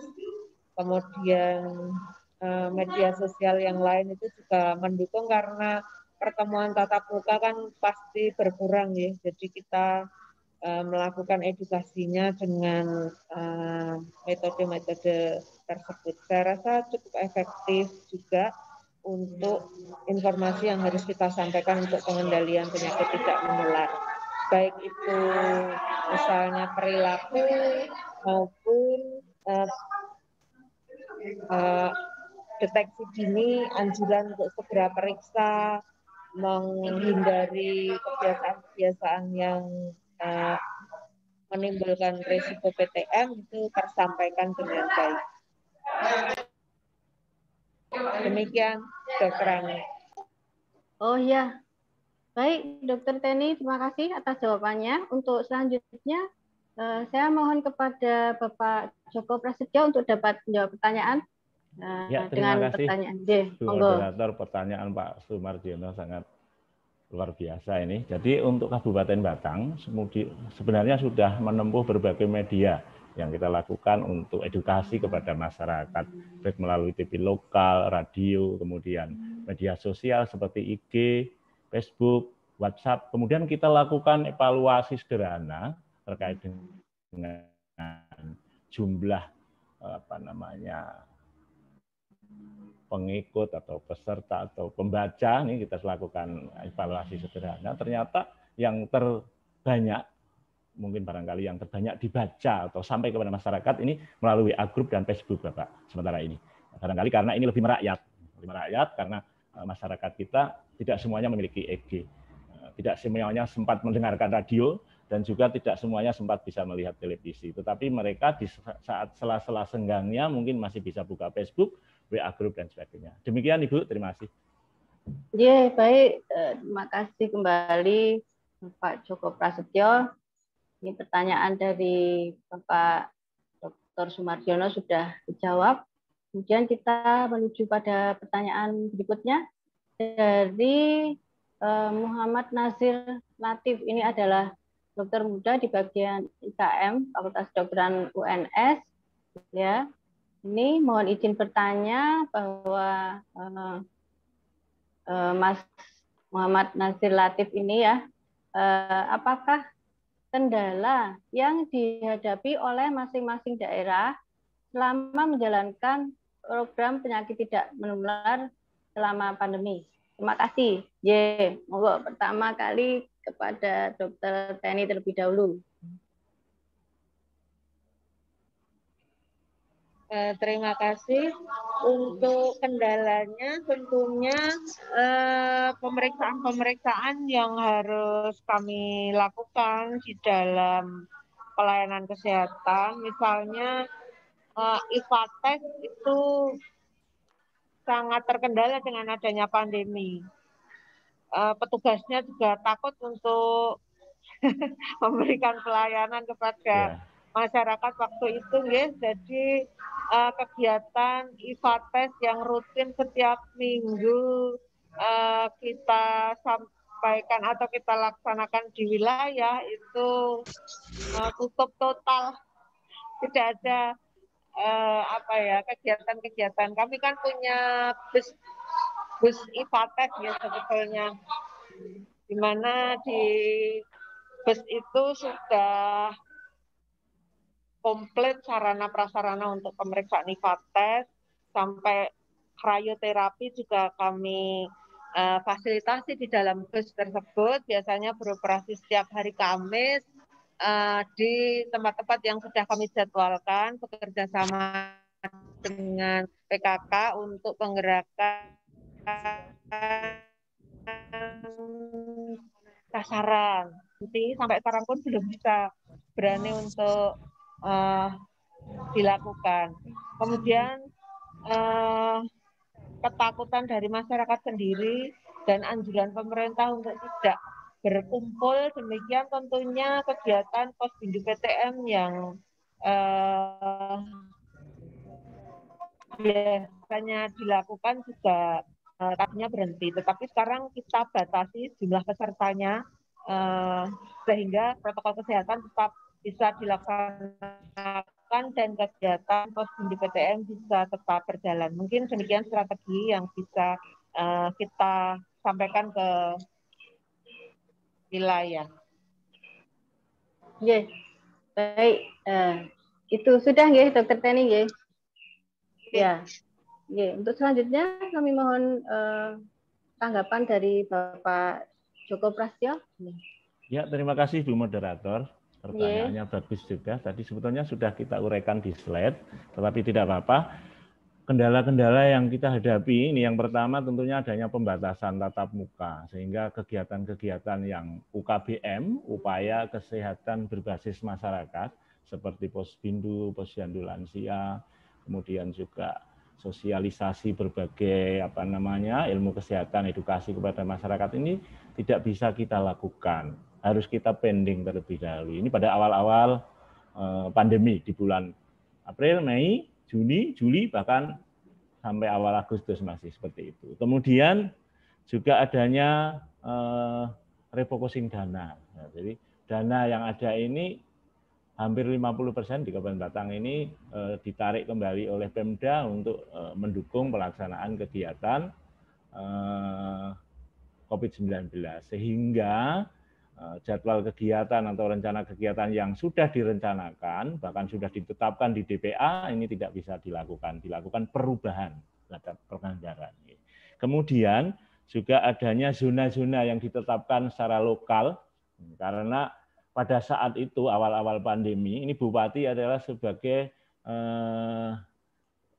ketua dari Satgas COVID-19 yang bisa menetapkan zona-zona lokal. Misalnya kecamatan A ini sementara tidak boleh melakukan kegiatan tatap muka sama sekali karena daerahnya merah. Dalam artian di situ masih banyak terjadi kasus dan trennya adalah selalu meningkat. Kemudian daerah mana yang hijau? Nah, kita tunggu-tunggu yang hijau itu lama tidak ada di awal tahun. Baru sekitar bulan Agustus itu sudah terjadi kebijakan yang cukup maju dari Kementerian Kesehatan. Kita tidak lagi menganut global kabupaten. Awalnya global kabupaten, satu kabupaten berhenti gitu, tidak berkegiatan. Kemudian satu kecamatan. Kemudian setelah ditetapkannya PPKM Mikro, ini luar biasa, dampaknya sangat bagus terhadap kegiatan kita karena ada lokalisir dari kasus COVID-19. Misalnya satu wilayah RT atau RW itu yang ada kasus terkonfirmasi, maka wilayah lain bisa melakukan kegiatan. Jadi itu ada beberapa kendala yang ada di lapangan. Terima kasih, Bu Moderator. Iya, baik. Terima kasih kembali, Pak Joko. Nah, ini masih ada satu lagi pertanyaan dari saudara atau Mbak ya, Mbak Afi Ardin.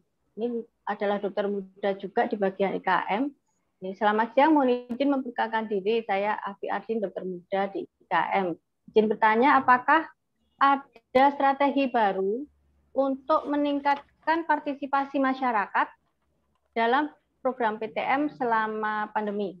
Monggo, mohon dijawab kepada Dr. Teni terlebih dahulu. Terima kasih. Jadi untuk strategi baru peningkatan partisipasi masyarakat di dalam pandemi, kami tetap menggunakan alat komunikasi, mungkin WA Group, karena dari WA Group itu biasanya pembina wilayah di puskesmas itu mempunyai grup-grup di daerah binaannya sendiri-sendiri yang selalu berkomunikasi secara aktif, membicarakan tentang masalah-masalah kesehatan, baik itu penyakit tidak menular maupun menular. Mungkin dengan hal seperti itu bisa langsung ditangani oleh puskesmas, apakah memberikan pengertian tentang faktor risikonya, pencegahannya, maupun misalnya terdeteksi harus ada intervensi, bisa segera diintervensi, apakah bisa diselesaikan di FKTP maupun perlu rujukan. Saya rasa demikian. Ya, baik, Dr. Teni, terima kasih atas jawabannya. Monggo, Bapak Joko, kami persilahkan untuk pertanyaan yang sama. Iya, hampir sama sebetulnya dengan adanya pandemi. Ini strateginya memang kita ini strategi yang tidak kontak.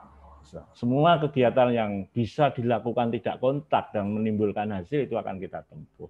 Termasuk salah satunya edukasi melalui media sosial tadi. Sehingga dampaknya bermunculan grup-grup baru luar biasa banyaknya. Di tingkat kecamatan ada grup Camat Sehat. Itu anggotanya mungkin beberapa kepala puskesmas, kepala desa, lurah itu membuat grup. Kemudian di puskesmas pun membuat grup dengan para kader, dengan para bidan wilayah, para bidan desa. Sehingga grup-grup baru itu diharapkan bisa dengan cepat untuk menyampaikan informasi terhadap masyarakat. Walaupun semua masyarakat itu tidak semuanya memiliki handphone barangkali, tetapi kalau sudah ada grup-grup yang sedemikian banyak, saya kira informasi tetap bisa disampaikan dengan cepat. Barangkali cuma gitu-gitu aja dulu sementara ini strategi kita untuk meningkatkan partisipasi masyarakat melalui bimbingan dan bombongan kepada masyarakat melalui media-media sosial yang sudah ada. Demikian, terima kasih Bu Moderator. Ya, baik, terima kasih kembali kepada kedua narasumber yang telah menjawab pertanyaan dengan sabar. Ya. Ini masih ada satu lagi pertanyaan yang muncul dari Mas Renaldi ya. Selamat siang, mohon izin memperkenalkan diri. Saya Renaldi, dokter muda IKM. Mohon izin bertanya, bagaimana peran Dinkes dalam rangka mengantisipasi persebaran COVID-19 pada penderita penyakit tidak menular? apakah ada upaya khusus J atau nuwun? Monggo Dokter Teni rumiyin.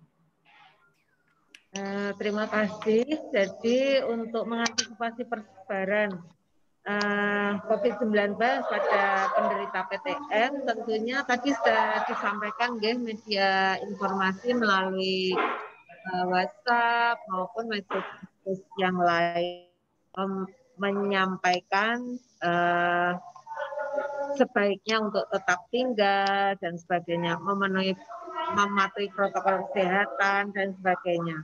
Kemudian penyandang PTM juga mempunyai merupakan sasaran prioritas vaksinasi sehingga bisa dilakukan vaksinasi sesuai dengan ketentuan yang dimaksud. Misalnya hipertensi sekarang kan boleh dengan batasan kurang dari 180/110 sudah bisa, kalau zaman dulu belum begitu ya. Kemudian DM sekarang juga sudah bisa, dan penyandang penyakit tidak menular demikianlah yang menjadi sasaran prioritas untuk dilakukan vaksinasi COVID. Nah, itu juga menjadi bagian dari antisipasi persebaran COVID-19. Di samping memang secara umum ya, tidak hanya penyandang PTM, berlaku bagi semua. Hanya saja untuk yang PTM itu merupakan faktor risiko tersendiri terhadap penderita COVID-19, nanti menjadi lebih parah dan sebagainya. Saya rasa demikian. Baik, terima kasih Dokter Teni. Monggo Bapak Joko Prasetyo untuk pertanyaannya sama. Ya, terima kasih. Pertanyaannya bagus sekali ini, ya, terkait dengan dinas kesehatan. Sebetulnya upaya-upaya yang sudah dilakukan oleh dinas kesehatan ini sangat banyak sekali. Karena di tingkat kabupaten, dinas kesehatan ini adalah salah satu dari anggota Satgas Penanggulangan COVID-19 dengan ketuanya Bapak Bupati atau Wali Kota. Kemudian untuk di jajaran kesehatan, beliau adalah koordinator dalam rangka percepatan penanganan COVID-19, termasuk pelayanan-pelayanan kesehatan esensial yang tetap harus berjalan di di kabupaten kota, ini harus tetap dikawal. Karena walaupun kondisi COVID, kegiatan atau program yang lain ini tetap harus berjalan. Nah, di sini Dinas Kesehatan melakukan pemetaan yang pertama. Melakukan pemetaan terkait dengan situasi kondisi wilayah dan juga sumber-sumber yang ada di masyarakat. Termasuk vaskes mana yang potensial untuk diikutkan melaksanakan vaksinasi. Kemudian juga beberapa FKTP, kemudian juga beberapa fasilitas-fasilitas yang memungkinkan untuk mendukung melakukan screening terkait dengan calon vaksinasi. Dan kebanyakan yang dilaksanakan saat ini di awal ini adalah para penyandang PTM. Dengan adanya koordinasi yang baik antara Dinas Kesehatan dengan para dokter praktek mandiri, kemudian juga beberapa klinik, kemudian juga beberapa rumah sakit, ini kita mendapatkan data. Tidak hanya data dan juga rekomendasi terkait dengan para penyandang PTM. Karena apa? Karena para penyandang PTM yang datang hadir pada saat vaksinasi, mereka dilakukan screening awal oleh petugas kita, yaitu oleh dokter dan petugas yang lain. Manakala terjadi harus tunda, barangkali gulanya tinggi, tensinya tinggi, mereka akan kembali ke dokter pribadinya atau ke di mana mereka periksa biasanya. Di sana dia akan mendapatkan edukasi, pengobatan terlebih dahulu kalau memungkinkan, dan ketika sudah siap divaksin biasanya dari klinik atau dokter yang mereka kunjungi tersebut memberikan rekomendasi sehingga pada saat dia kembali untuk screening, ini surat itu sudah sebagai dasar untuk bahwasanya walaupun dia penyandang PTM, memiliki penyakit kronik tetapi terkontrol sehingga sesuai dengan regulasi dapat dilakukan vaksinasi. Ini beberapa langkah-langkah yang dilakukan oleh Dinas Kesehatan, yaitu yang tadi saya sampaikan, melakukan pemetaan, penapisan, dan juga koordinasi yang terus-menerus. Nah, terkait dengan ini, Puskesmas sebagai paskes layanan milik pemerintah, ini justru garda yang terdepan. Di sini juga tidak berhenti, Dinas Kesehatan juga menggandeng organisasi profesi kalau di Kabupaten Batang. Bahkan yang sudah bekerjasama adalah IDI, PPNI, dan IBI. Nah, mereka juga melakukan dukungan screening dan juga dukungan pelaksanaan vaksinasi. Demikian yang dapat kita sampaikan berdasarkan pengalaman yang ada di Kabupaten Batang. Terima kasih, Ibu. Ya, baik. Terima kasih kepada para narasumber. Ya, Bapak dan Ibu serta para mahasiswa peserta webinar yang saya muliakan. Ini sejumlah pertanyaan sudah terjawab semuanya ya. Pertanyaannya sudah habis ya. Mungkin kiranya sesi pemaparan materi serta diskusi dan tanya jawab pada siang kali ini sudah dapat selesai ya, sehingga acara ini sudah sampai pada penghujung acara ya.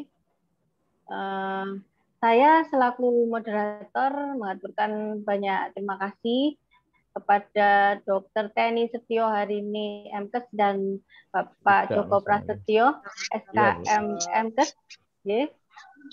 yang telah berkenan untuk sharing informasi dan pengetahuan dalam webinar pada siang hari ini. Ya. Kemudian semoga webinar pada siang hari ini dapat membawa manfaat yang besar bagi kita semua dan juga terutama bagi seluruh masyarakat Indonesia yang saat ini bahkan Indonesia dan dunia sedang mengalami pandemi COVID-19. Saya selaku moderator mohon maaf yang sebesar-besarnya sekiranya ada kekurangan dan kesalahan. Akhir kata saya mohon diri. Wassalamualaikum warahmatullahi wabarakatuh. Waktu dan tempat saya kembalikan kepada pembawa acara Mbak Leli. Monggo Mbak Leli. Inge, Dr. Ani, terima kasih luar biasa sekali pemaparan dari pembicara kita pada siang hari ini, Bapak Joko Prasetyo SKM dari Dinas Kesehatan Kabupaten Batang serta Ibu Dr. Teni Setio Harini dari Dinas Kesehatan Kota Surakarta. Terima kasih atas materi yang luar biasa dan moderator kita yang luar biasa juga, Dr. Ani. Terima kasih serta saya mengucapkan terima kasih untuk Bapak Ibu dosen yang sudah bergabung serta teman-teman sekalian peserta webinar pada siang hari ini. Baik, karena waktu juga sudah menunjukkan pukul 14.46, mari kita tutup webinar pada siang hari ini dengan membaca hamdalah. Alhamdulillahirrahmanirrahim. Baik, sebelumnya apabila ada salah kata, kami dari segenap panitia webinar mengucapkan mohon maaf. Semoga kita semua dalam keadaan sehat selalu dan dalam lindungan Allah Subhanahu wa taala. Terima kasih. Sekian, saya Leli Tripangesti. Wassalamualaikum warahmatullahi wabarakatuh. Waalaikumsalam warahmatullahi wabarakatuh. Matur suwun Pak Joko, Dr. Teni. Nggih, sami-sami Bapak. Pak Joko, matur nuwun. Nggih, Bu Ani ya. Ini matur nuwun. Semoga sehat selalu semuanya. Amin. Amin ya rabbal alamin. Amin, matur nuwun. Jangan lupa absen nggih untuk peserta nanti untuk saya belum presensi, kali.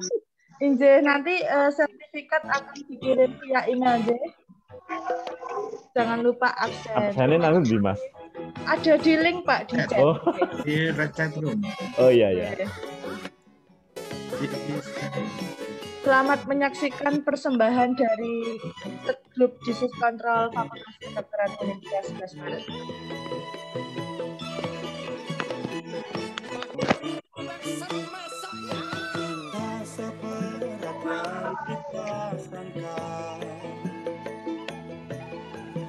Melakukan ini semua, kita niatkan saja. Kita sedang menjalani cara hidup yang baru.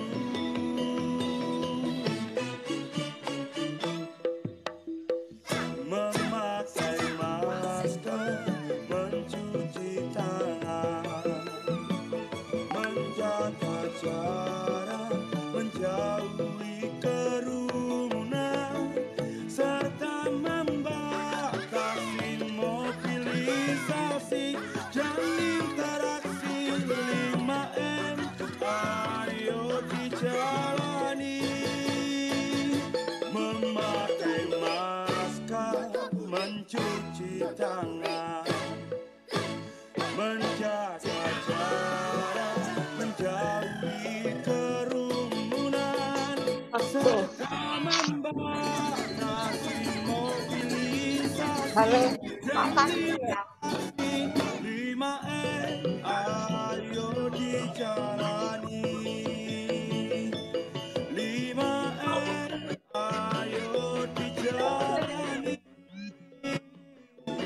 5M ayo dijalani.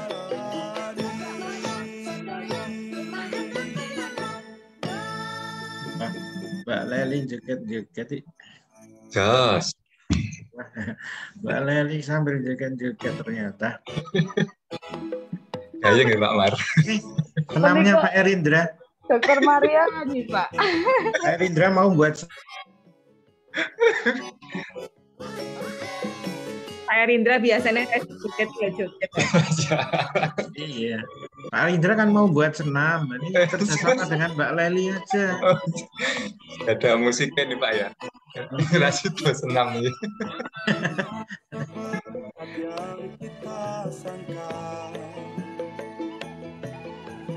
Bagus ininya. Apa ini? Video ya. Video dari Ini kerjasama sama Bakar Bu Ani. Bakar kerja yang lagi. Berarti saya mau izin lift deh. Matur. Yono mau izin lift deh.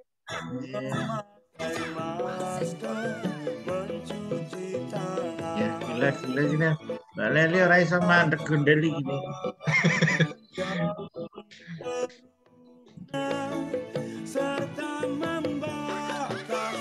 Baik benar Mbak Leli. Ayo dijalani, memakai masker, mencuci tangan, menjaga jarak, menjauhi kerumunan, serta membatasi mobilisasi dan interaksi. 5M ayo dijalani, 5M ayo dijalani, 5M ayo dijalani.